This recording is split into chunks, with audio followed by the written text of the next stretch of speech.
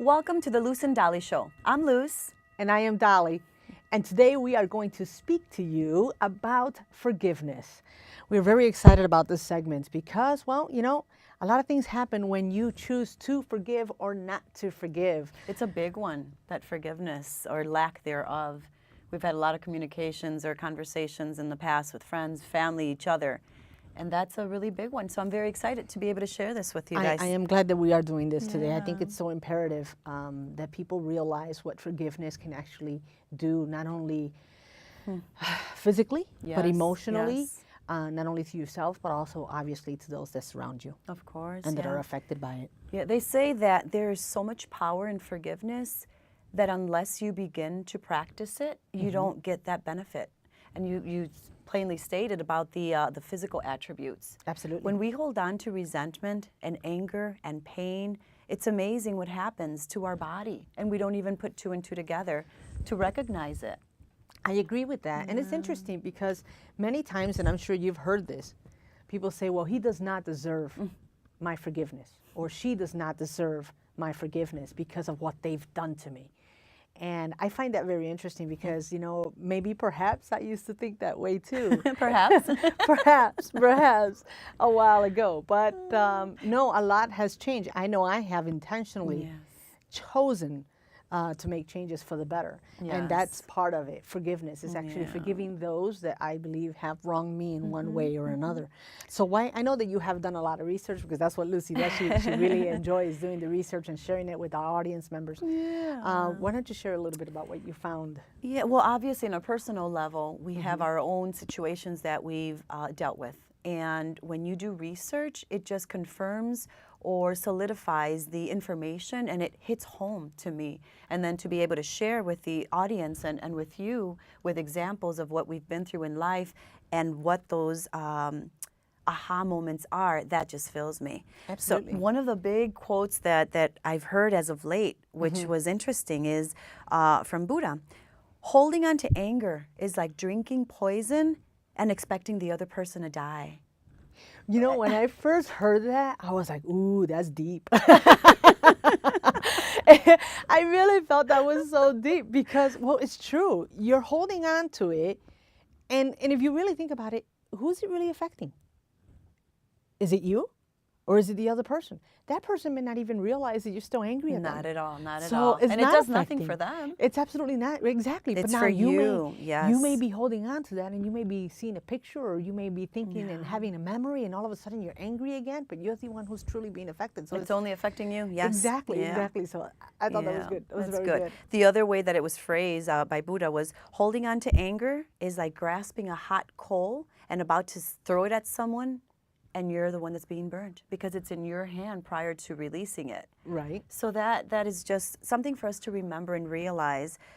And I know a lot of people, either they don't want to forgive, they don't believe they can forgive, and what was the other thing that it was saying? It's just so difficult for us to get to that point.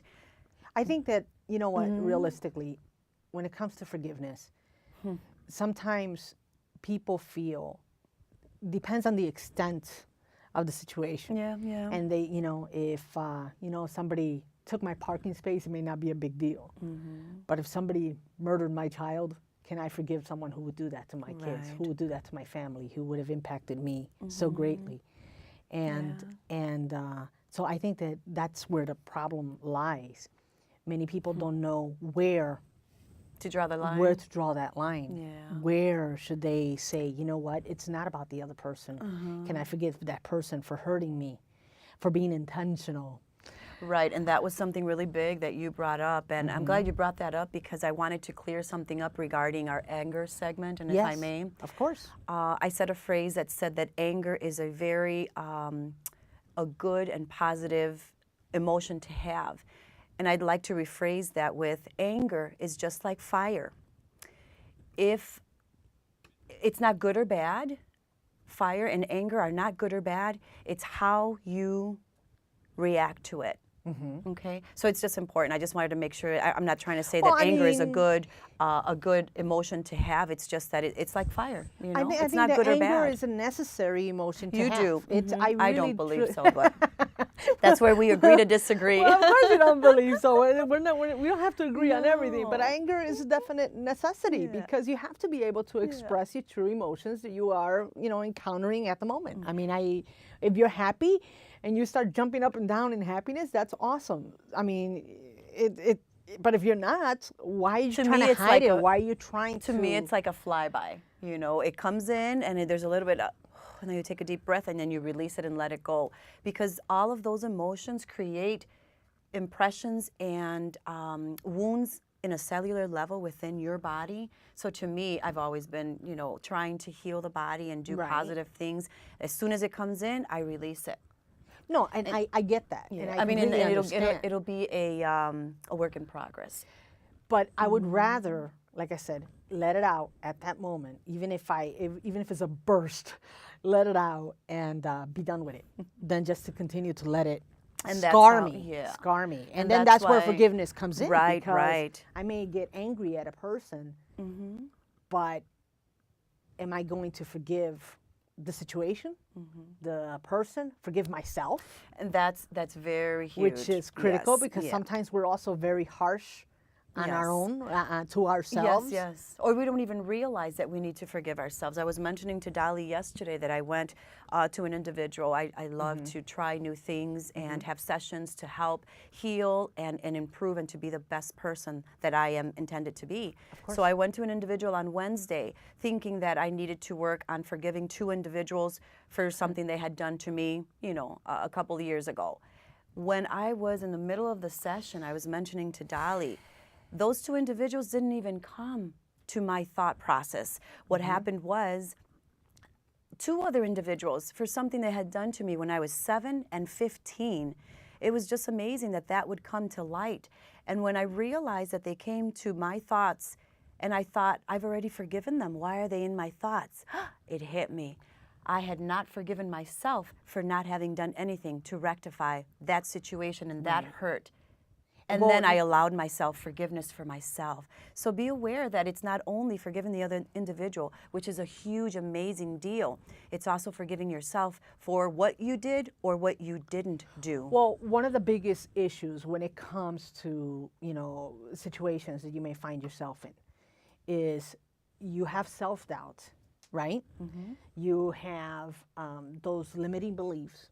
You start questioning whether or not, should I have even done this? Maybe I'm just not smart enough. Maybe I just don't understand it. Maybe I deserved it. You start punishing yourself. So yes, I mean, when you start going through all of these, dilemmas and questions and anger and emotions and distress, of course, you're not thinking, I have to forgive myself, because you're, in essence, you are believing that, you're partly at fault. Right. I think it's important, though, when you talk about not being able to forgive. I read this awesome quote. May I share that with them? Of course. It says, we may not know how to forgive, and we may not want to forgive.